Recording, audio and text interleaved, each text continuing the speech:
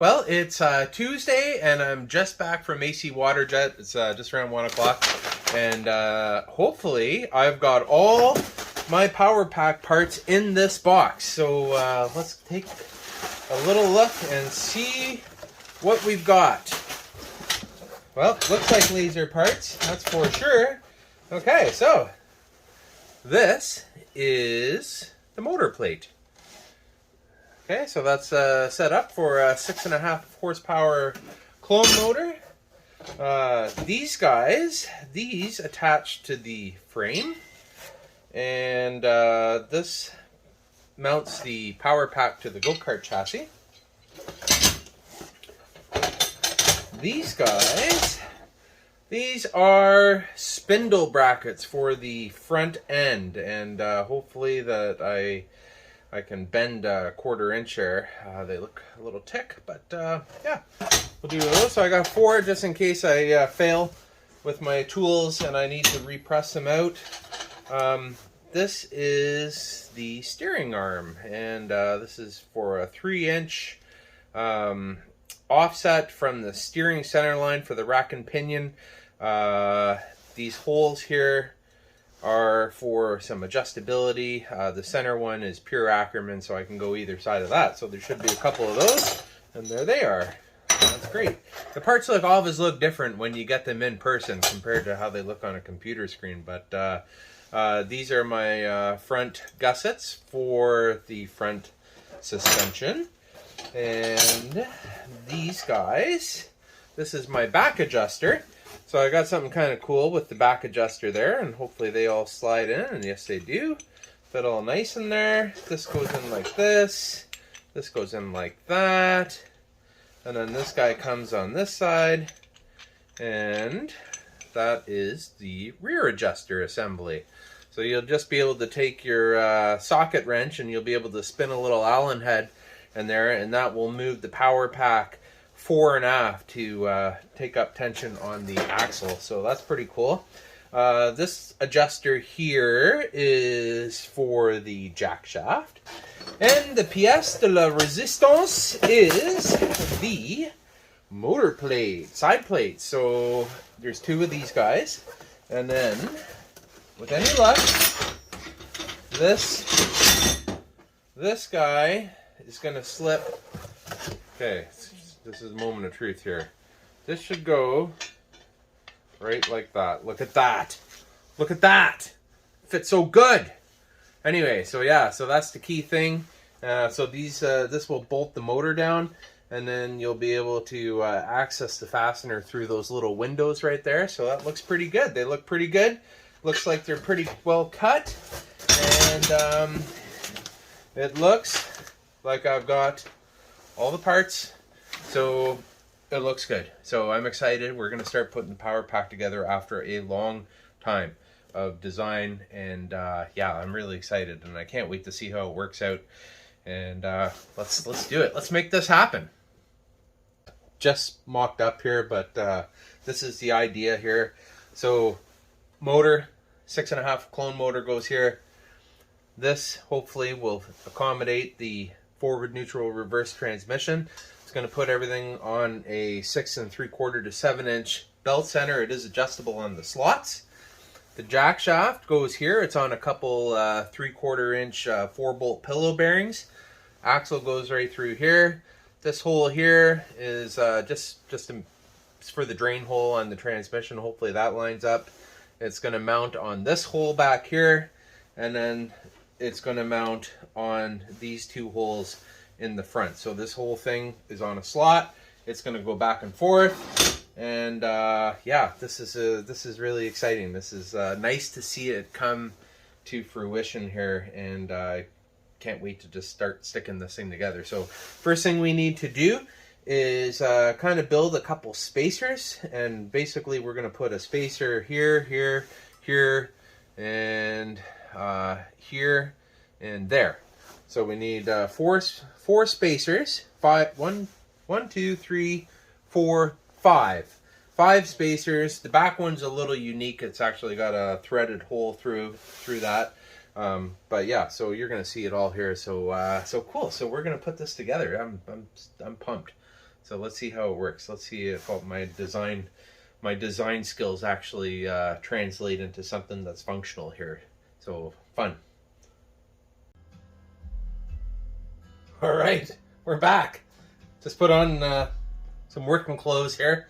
And yeah, so we're gonna start putting this thing together. And the first thing we're gonna do is we're gonna cut some spacers at around 3.5 inches, and we're just gonna bolt this together, give it a little structure, and then we're just gonna start piecing it together and see how it all lines up. So really excited about that. So let's see what we can do. All right, action. Anyway, this is the procedure for making these parts. We just set our caliper up here to 3.5 inches, and then we scribe a little line all around, and then we cut it there. Repeat.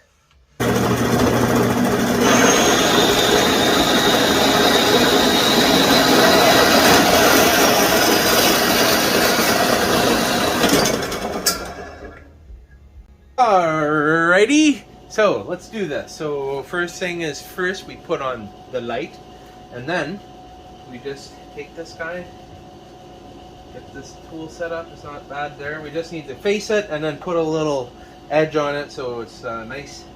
And we're going to take it right up to the line, which is now clearly visible with the light. And the bird's going to come off.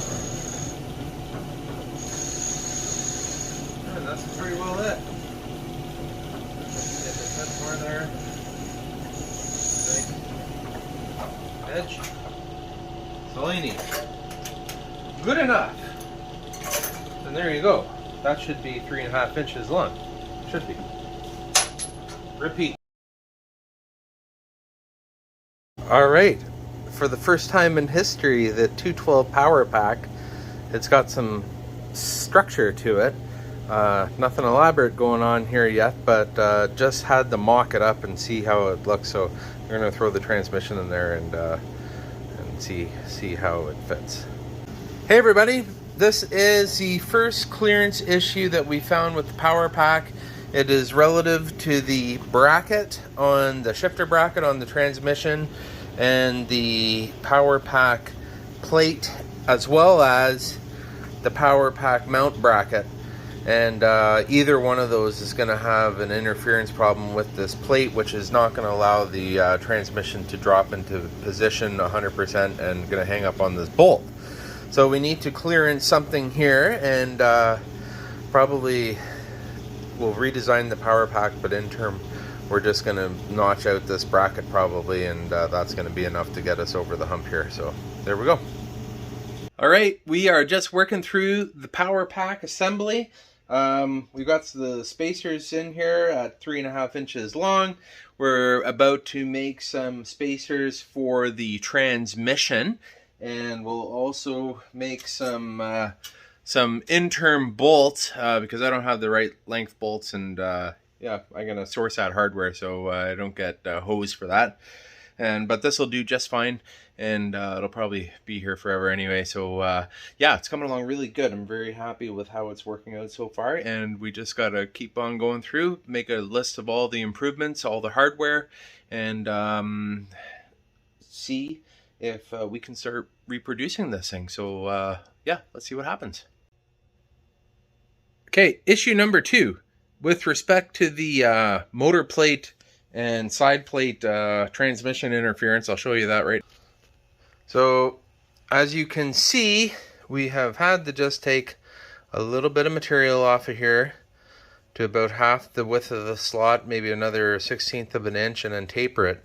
One thing we didn't account for is just this flash seam on the transmission, but it's very close nonetheless. And the other issue that we possibly foresee that we kind of thought about earlier was the bolt could potentially hit that cross brace or the transmission. So anyway, we're going to get the motor on here now, and we're just going to fit that up and see how it looks and see what our centers are compared to our transmission. Okay, look at this. This is awesome. It's finally together. and well, it's not together, but it's assembled, and it looks really good. We've got a few little clearance issues to do here and there, but overall I'm happy as a pig in poop.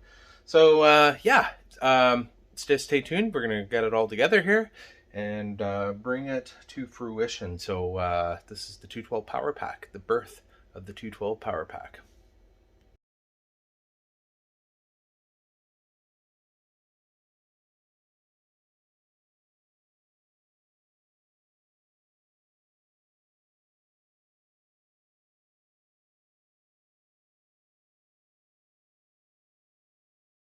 Hey, we're back. So check it out. Looks pretty good so far. I think that you're not even going to really have to do anything to shim the belts up on this so far, but alignment looks really good. We're going to throw the belt on right now and just see how it fits on the centers here. This is a 7-inch center. This is pretty well what I designed it around and what I inferred that was a common center. There should be about a 1/4 to 1/2 inch tolerance that we can adjust the engine, so we can move the engine side to side a little bit. You can move it forward and backward a little bit, and as soon as we take out the drain plug in the back, well, we're not taking the drain plug out, we're going to put something in place of the drain plug, but it's protrudes and it's actually using up our tolerance, so we're going to just flush that out somehow, and yeah, and hopefully it works out. And if it doesn't work with the stock belt, then I guess we'll have to find an alternative belt. So, but anyway, let's see how it looks with the new belt. I got the belt on, and it seems to be not too bad. The thing I don't like is that the engine is pretty well out of movement on this end here. So I think what I need to do is I need to just figure out how to create a little bit more adjustability to this transmission, so that the engine can just reduce the center to center distance a little bit more. And it's got plenty this way, so even if your belt was a 1/2 inch longer, you could probably accommodate it. But I want to use the stock belt that comes with all these aftermarket clutches. I think it's the 23589. So yeah, so I just need a little bit more, and I think this is going to work as it is, and if not, I'll just have to do you know, clearance it somehow. But anyway, it's good to try, and I'm going to continue on, and from this transmission now is going to run to a jack shaft that is going to go right through here. So that's another little quandary about the chain clearances. Anyway, I'm going to find out very soon. So moving along with the PowerPack, it's really going quite well. I'm quite pleased. Not to say I can't make it better, and I will. But for now, for a first go around, it's working out pretty good. It's pretty cool. Not much more I can do on the engine side right now. I could bolt it down, but I'll just have to unbolt it again later. Although I would like to try to see how hard it is to get at the bolts. There is access to them.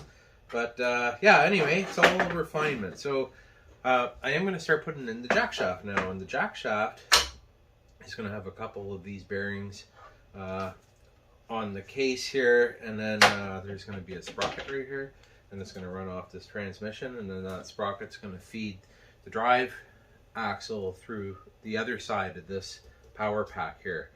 So the advantage of a jack shaft is more ground clearance, better gear ratios, etc. So so that's what we're gonna do, and that's the next challenge here. So let's see how it goes.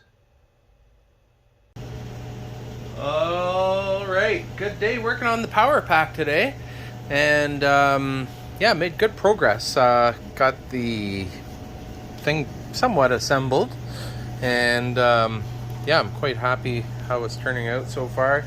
Just threw the drive chain on the bottom, and we're kind of figuring out how we're going to do the sprocket assembly. So that seems to be working pretty good. The axle is going to go through this little window here, so that's going to be a little bit critical, but whatever. Anyways, it's all good. And yeah, it's pretty cool. And tomorrow I think I might fabricate my adjuster assembly. I think that's pretty good. Maybe I'll work on the adjusters tomorrow. And what else do I need to do after that? Just kind of got to test it out, I guess, really. That'll be cool.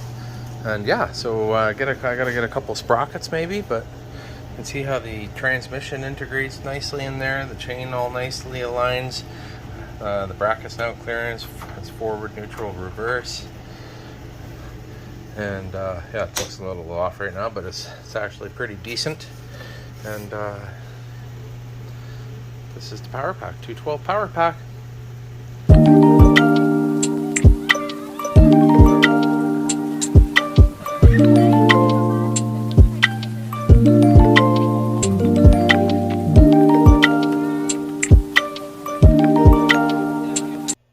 Okay, so we just got our center spacer machined. You see it's got a 3/8 hole right through the center there. And so this guy will just drop right into that whole assembly there. And I'm going to show you how I think it should go together. So let's hope that it does. And I'm going to get a close-up on that. And we'll just go step by step and you'll see my fancy pants adjuster here. Okie dokie, I think we're all squared up here. Looks good. And you also want to just square it from the back side. Make sure those... Oh. See? That's why we check these things.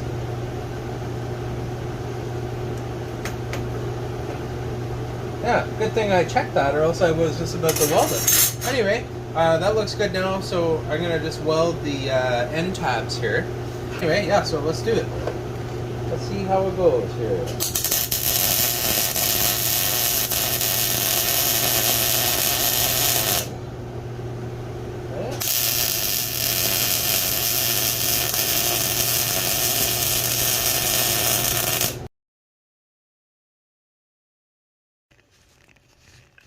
Okay, so this is my adjuster. I'm just going to grab my drill here and show you how it works. So you basically, that pulls it out. That takes it in. I don't know if it's going to work that great or not, but we'll see. And yeah, so that's just going to go on to the kind of the rear section of the go-kart, and then it'll bolt to the front section of the go-kart with the other bracket, and hopefully that PowerPack will reside somewhere nicely in here. Today's a big day. We're going to try to put the PowerPack into the go-kart chassis. So yeah, I hope it fits good, and we're gonna find out, and that's super exciting. That's a big milestone moment. So as you can see here, we've got the front brackets on, and the back bracket showed you that already. So the way that I designed this is this flat part of the PowerPack is exactly 2 inches from the floor of the go-kart. So these 2 scallop cuts here should approximately line up with the go-kart frame tubes.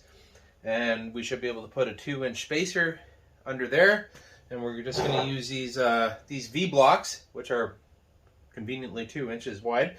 So put a couple of those down, and yeah, we'll see how it's going to go in here. So without further ado, let's see how the PowerPack is going to fit into the chassis. So big moment. Okay, here we go. Action. All right, so here's the PowerPack. And it's relatively weighty. How's it gonna go? So far, so good. I got this bracket here. I can flip this down. That's good. Okay. So that's gonna go right onto the front tubes. Get these spacers lined up in here. And then this bracket should line up Hey, there you go. Look at that. Wow. That looks really good. So far, so good. So, yeah, wow. Doesn't fit bad at all.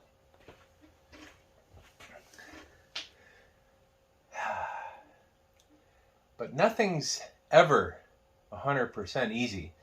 Because I'm looking at this and I'm just seeing that some of these bolts that hold the PowerPack together, a couple of them are kind of obstructed by these tubes.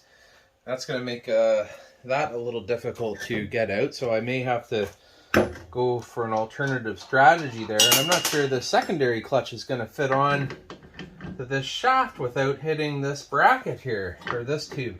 Oh, it just goes. Look at that. Wow. So that's great. So that's relatively centered, and I think that that's going to work out pretty good. That looks really good. I'm really happy with that. Okay, let's just, for fun, just throw the engine on, and we'll just make sure that there's going to be no fundamental flaws here. Whoa.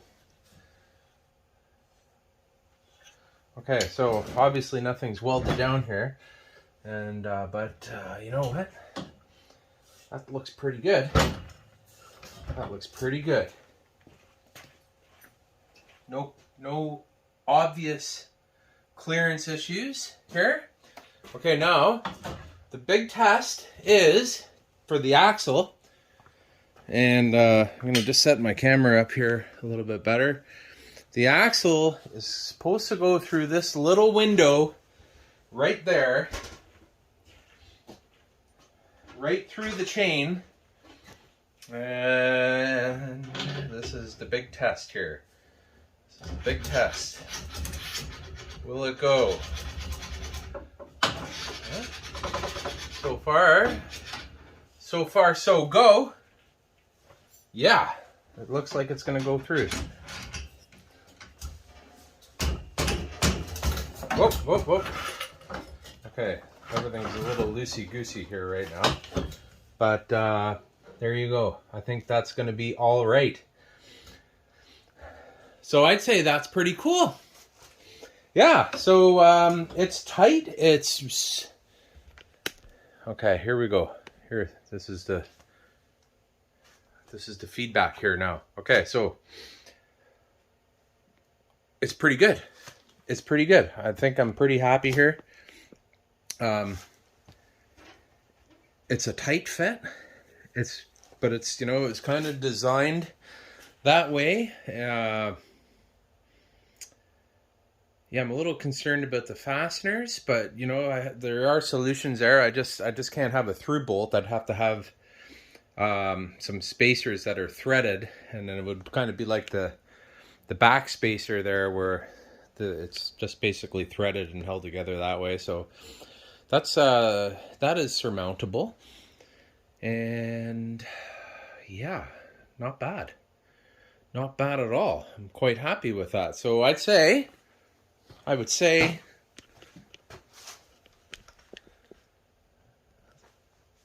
that this is success. Not